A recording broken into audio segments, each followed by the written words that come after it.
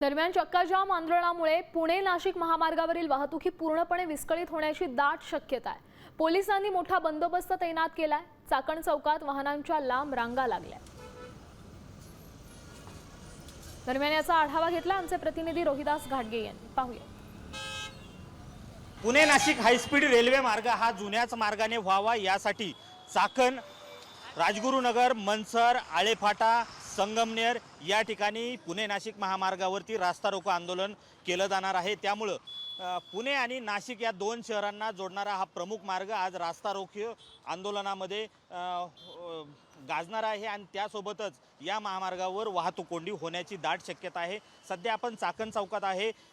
या ठिकाणी मोठ्या प्रमाणात वाहनांच्या रांगा लागल्याचं पाहायला मिळते। खरं तर GMRT प्रकल्पाच्या विरोधामुळे या प्रकल्पाला अन्य ठिकाणाहून हलवण्यात आलं होतं। मात्र हा महामार्ग पुन्हा एकदा आहे त्याच मार्गाने सरळ मार्गाने व्हावा ही मागणी घेऊन या ठिकाणी रास्ता रोको आंदोलन होणार आहे। त्यामुळे चाकण ते सिन्नर दरम्यान मोठा रास्ता रोको आंदोलन होणार आहे।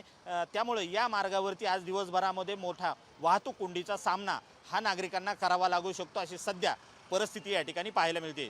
व्हिडिओ जर्नलिस्ट किरण समीर, रोहिदास घाटगे, साम टीव्ही न्यूज, चाकण, पुणे। मी नेहमी फक्त साम टीव्हीच पाहते, कारण त्यांच्या बातम्या मला रिलेट करतात।